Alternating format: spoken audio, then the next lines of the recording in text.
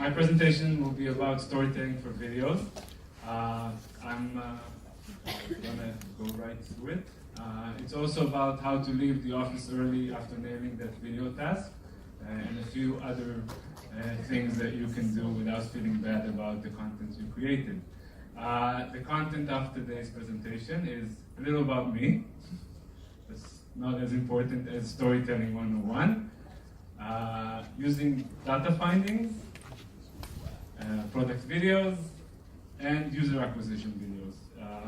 So let's start with me. Or why should I even listen to this guy? Currently I work at Wix. I'm in charge of product videos and user acquisition videos, but I'm not here to talk to you about how we do things at Wix. Because I'm pretty sure that wherever you work, you have your own way of doing things, and it's not about changing the way you work or changing the company you work for. It's about giving you tools and letting you become better content writers or better script writers or better product marketing and user acquisition video script writers. So I used to be a copywriter for ad agencies for 5 to 6 years, and then I worked as a news editor and worked in Ma'ariv, and I write for a magazine and a few other online channels like Mako, Ynet, etc.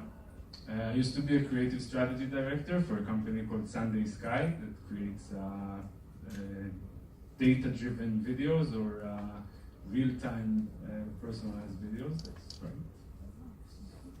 And now I'm a creative director at Wix. I'm going to use a lot of shapes. I've been doing this for 12 years, and I learned a few things. Again, it's not about best practices from Wix or best practices from Sunday Sky or journalism. It's just best practices that I learned, and I think can help people no matter at what stage of their career they're at. Joe also suggested that I'll talk about myself other than my work. So I was born and raised here in Tel Aviv, about 2 minutes away from here. I'm married for a year and a half. I surf. I play basketball a minute away from here. And I've been working at Wix for 2.5 years, and I love every second of it. Storytelling 101, I'm pretty sure that you know some of the rules, but I gathered my 5 golden rules. And we're going to be talking about the right brain today, on this slide. So the first rule, if you don't know it, you should. It's action, detail, emotion. Every story or every paragraph or every scene in a script should have all 3. I know that my example is not the best story you've ever read, but it's still a story. He opened the wooden door expecting to see what he feared most. It has an action, opening the door. It has a detail, the door is wooden. And it has the emotion. When you read, I'm pretty sure that these are the 3 different things that keep you going when you read stuff. It's what I try to focus on when I write stuff. In addition, it depends on where I write the stuff. I would also add action, detail, emotion, something funny, but it doesn't have to be this way. Next is the protagonist is the character that changes over the course of the story. It's a rule for fiction, but I guarantee that it works in every piece of content you'll ever write, because I don't want to ruin I don't want to spoil the surprise. We'll talk about it when we get to product videos. Show, don't tell. Especially for product videos, but in general, in everything you write, instead of just telling how the user experience is, show the user experience. Write a synopsis or scene breakdown. Otherwise, like content writers or anybody, when you start working on a task, you think about the outcome, or you think about where you want to start, or you think about the climax of the story.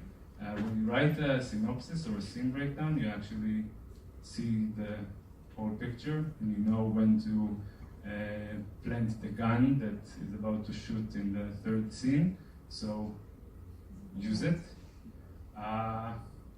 And lastly, writing is rewriting. Don't fall in love with the first draft. As a young copywriter, every idea or every concept I had, I was pretty sure that it's the best idea or concept anyone ever written, and it wasn't. And I gathered a lot of feedback, and at first it became like this weird little monster incorporating everyone's ideas and feedback into it. But as you grow older, you take the good feedback in and leave the bad feedback out, and create something that really captures your manager's feedback, etc. Using data findings, or how to use your left brain when you write scripts. Again, as I said in the opening, I don't think that talking about how we use data at Wix will benefit, because every company has its own data, and the user journey is completely different. So let's talk about data on a higher level, and if you do these practices, I'm sure that no matter what the data is, it will help you create more impactful stories. So the first thing about using data is try to find data that helps you understand the target audience. Today, it's kind of easy. I'm pretty sure that the people that talked before me mentioned this too. Try to use the data to understand the funnel in the journey, where people drop, why does it, what makes people less engaged with things, etc. To create relevance, speaking of Sunday Sky and personalized videos, the fact that we incorporated like users' data into the video made them a lot more engaging than any other video that I've created before. And you can create relevance in just thinking of many other things that impact the story. Understand intent. Usually when people watch your content, they're not necessarily looking for your content. So if you think about what they're looking for and how your content is relevant, it will make things a lot easier. Optimize results. Since everything is online today, you don't really need to bet all your money on the first draft or the fifth one. And once you see that a certain video or a certain article isn't performing the way you wanted it to perform, optimize results. See the click-through rate, see the view rate, see the specific scene where people stop watching your video, and optimize the result accordingly. Any question? Okay, so adding a Seth Godin quote is always a good thing to do. I really think he's right here. He's usually right. This is what I want you to read before we go to the more tactic things about storytelling. Product videos. Some may say that they're extremely boring. I don't think so. And these are the rules that I imply to make them less boring or engaging and fun as hell. The product is the protagonist. I'll give you a second to think about this line, because we usually talk about the users in our product videos or in everything we do, but if you try to create a story where the product is the main character, you put the focus on the product, and it will make the script flow better or the article flow better, because it's about the product and not about the third party engaging with your product. So if you write something for a product video, write it about the product or a product script or a product article, and apply all the rules about protagonists. Speaking of data, in the previous slide, so in the product video, if you don't understand the funnel and how it leads users from point A to Z, you won't be able to write a very good product story. So sit with the product manager, use the product yourself for a while, and understand what this product is. I take screenshots of every step of the funnel when I create storyboards, and then I apply the marketing messages on them. It makes my work a lot easier. I love this line. Action, emotion, detail translates into action, benefit, orientation. Much like fiction, again, to keep the readers or viewers in this case engaged, you need action, but it's not about emotions, because most products don't make you feel a lot of exciting things. So talk about the benefit and how you can benefit from doing these actions. And lastly, instead of talking in detail about the colors of the product or the wooden door, give orientation, because when people watch product funnels, they need to understand where they're at, talk about the menus and screens, and I assure you that it will work great. That's a question that solves half of the brief for most videos I've written recently. Where is this video going to be? It all encapsulates the funnel, it encapsulates the goal of the video and what you can achieve with it. So asking yourself, where is this video going to be for a product video, is a very simple question with very quick answers to it. What do we want the user to do after watching the video? In 3 letters, it's CTA, call to action. The purpose is never the video, and whoever thinks that we're doing things just for the purpose of doing them is wrong. So the purpose is creating an effect or an after effect in this case after watching this video. I also added this little triangle that helps thinking about product videos, product, market, and user. I think you should focus on the product when you write the script, of course, but also try to highlight that's, I'm wearing the journalist hat for a second. Think about the news it brings to the market and how it's different than your competition. And think about the user and why would they even want to watch this video or read this article. User acquisition videos. And again, I'll try my luck with a question. Any question? Great. So user acquisition videos. Notice that the triangle is now a square. So let's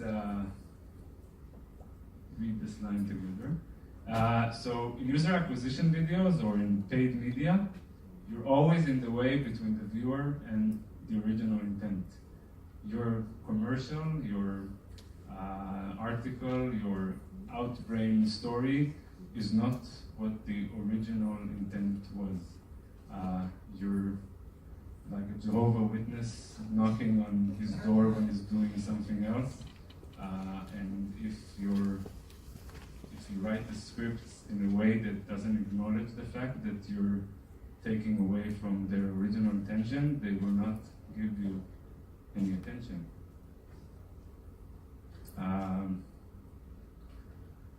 Wow, that's a question that here in Israel people don't ask very often. We're a whole country that creates solutions in search of problems. And just stopping, and no matter how enthusiastic the product marketeer is or the creative director is, just asking yourself, why would anyone want to use this thing, is the best question that you can ask, and it will make people around you angry or upset, or in many cases just throw out slogans and meaningless sentences. But once you understand this answer, it will make your work better, and you'll be like, as a content writer, you'll understand more about the product you're trying to sell or the service you're trying to sell. You'll understand it better than anyone else in the company. So that ties to the previous question: is the product clear, and what about the value proposition? Sometimes when you ask people why would anyone want to use this product, they give you their predicted value proposition. You might come up with a different value proposition. If you think about the market, the user, and the product, you will usually do it. Where does this video lead? In most cases, for acquisition videos, it's a landing page. In some cases, or in many cases, there's no real connection between the video and the landing page. That's not good practice. Usually the person that writes the script for the video isn't the person that's writing the script for the text for the landing page.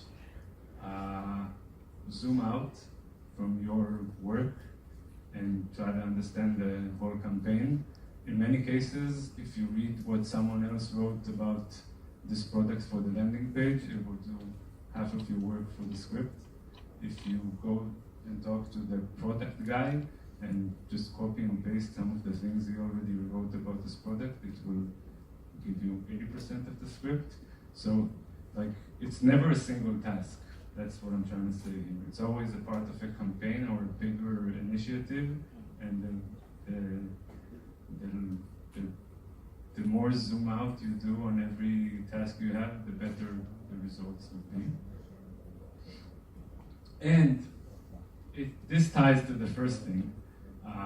Does it catch the viewer's attention? Because you're in the way, and as much as you think the product is engaging and fun, you also think about the viewer, and not just the problem you're trying to solve, but the fact that it's not about what you want to say, it's about what the viewer or the reader wants to hear, and it's a shift that a lot of marketing people are having trouble with.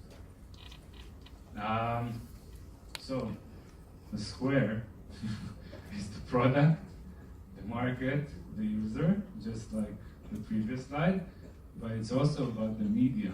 And in this case, I will talk about something very specific, because every media has its own limitations. And for instance, YouTube ads, in most cases, it's skippable ads.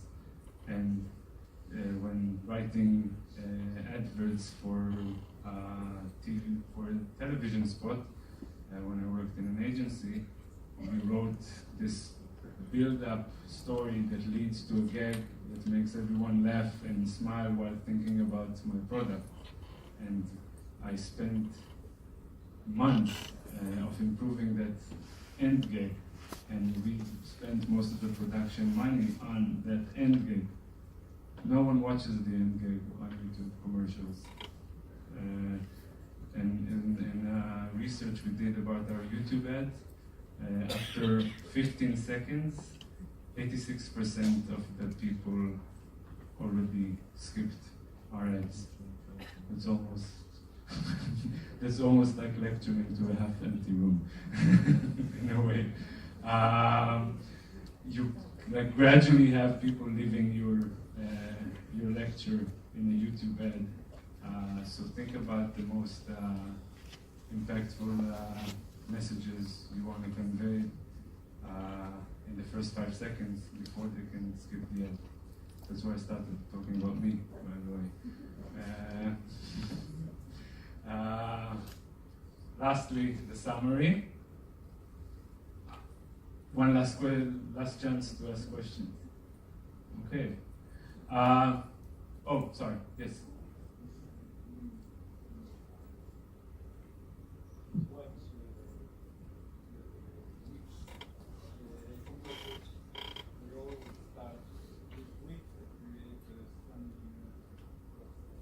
Exactly. Everyone heard the? Okay. So I'll let you finish and then.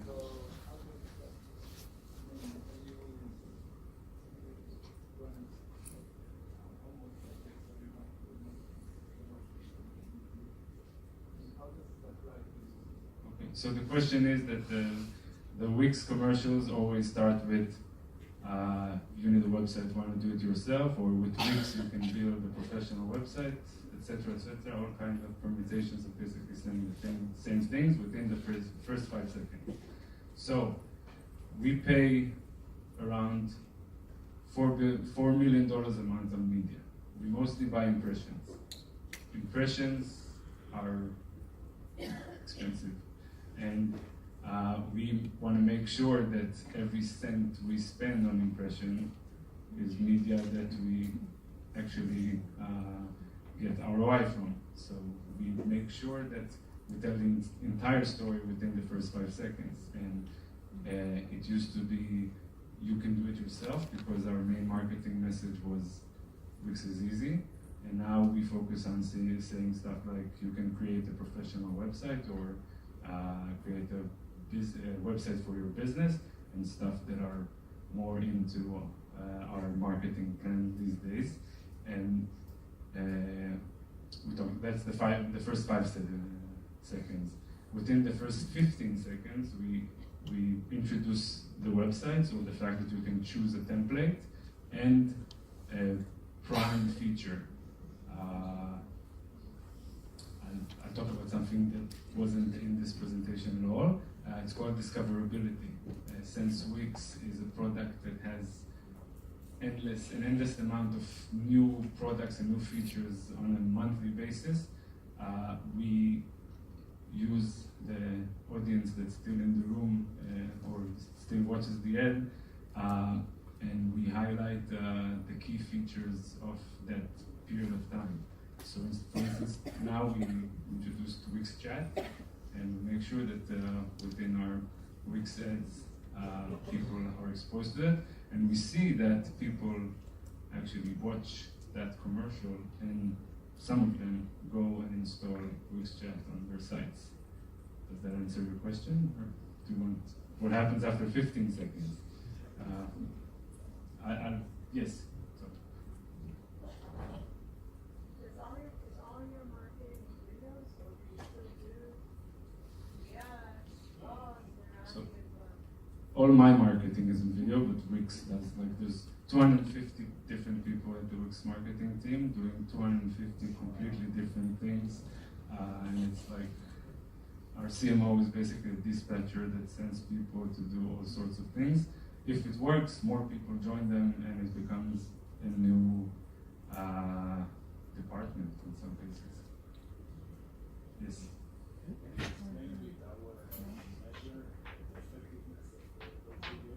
Oh, that's a very good question. It has nothing to do with my presentation, but it's a very good question. What was the question? The question was, can you explain how we measure the effectiveness of our ads? So I'll start with my previous life in advertising. We used to buy media, and we knew that we pay a certain amount and get a certain amount of impressions and views, and that was the deal, and everyone was happy, and we showed people our commercial, and that was the end of the agreement. Google were richer, the media cut that we got made us richer too, and that was the old school process for media buying. Wix was the first company, and I'm not just saying it because Wix is great. Wix is actually the first company that used YouTube as a DR platform. So while other companies, DR is direct response. So while other companies bought media and looked at engagement and at click-through rate to just like traffic and very old school way of measuring things, we looked at every ad group that we targeted, and they got a pixel on their browser. We gave them an amount of time that we defined for going 2 weeks and becoming a user. And then within that, we call it a cohort, within that amount of people, every 1,000 people, we tested how many of them converted or upgraded to a premium plan. And a month later, we realized whether this ad group or whether this keyword is good for us, and that's how we invested the next month's budget, and gradually the time frame turned shorter and shorter just to see the trend, and that's how we buy media. It's called CPA, cost per acquisition, and that's our guide for media buying. But I'm a content person, so I wasn't supposed to talk.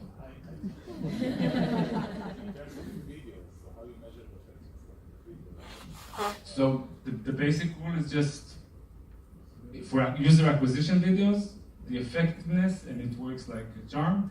We tell the whole story within the first 5 seconds, and then we don't care about the effectiveness of the 61 seconds to go. The difference between an impression and a view is when a viewer watches more than half of the video. So we tend to do longer videos, not because we want people to watch the whole minute. It's great if they do, but it's also not to be charged for a view. That's, I'm guessing, an Israeli way of doing things.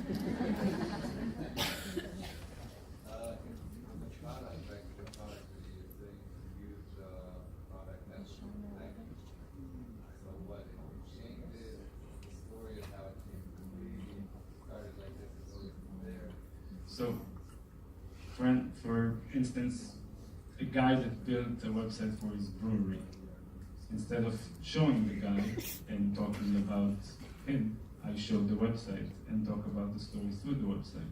And in most cases, the fact that instead of talking about them that created this website, once you just talk about, this is a website for a brewery, he uses these features, he attracts, he has a booking system for touring the brewery, it makes a story that's as engaging without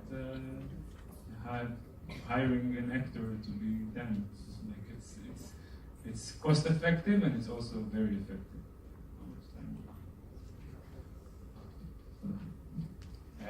Yes. You guys have like the very classic Wix video, which is like you need a website, Wix, just give it to you. You need a website, Wix. Yeah.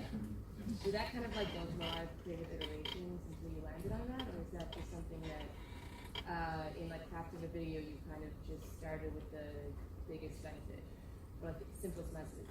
So that ties to this guy's question. Optimizing budget is a lot easier than optimizing content. And keep it in mind whenever people are saying that things don't perform the way they should. It's more about the budget and investing it in the right places. You need a website, why not do it yourself? It's a pretty basic marketing message. Like, you don't need to be a genius to come up with it. And we just kept pumping that message where we saw it was effective. And after a while, when people were fed up with us pumping it for 2 years, we hired Carly Kloss and we paid her to basically say, you need a website, why not do it yourself? But in a more fun and pretty way. And then when people send us hate mail and created videos about how much they hate Carly Kloss, we hired the next guy. And it's just a matter of coming up with fresh creative, but still, if you have a formula that works, like if it's not broken, why fix it? That's basically it. We do a lot of optimization, most of it when it comes to budget, and like highlighting the right content and the right features, but our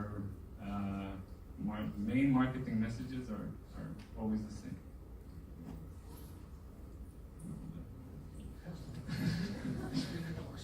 But I need So, my summary: be creative. It's very simple to say, but it's like just tying to your question. I'm not saying that we should just optimize the media and stop being creative. Be creative with everything you do. The media people will be creative with the media too. Think logically. It's not common practice. So do it. I think I used the word do it, or the words do it too many times. I suggest you do it. It's just my suggestions. Ask questions. A brief is not from the Bible. A brief is just something that someone wrote, and he tried to write it as briefly as he can. So the more questions you ask, the better the brief is. Understand funnels, pretty basic, and have fun. Thank you.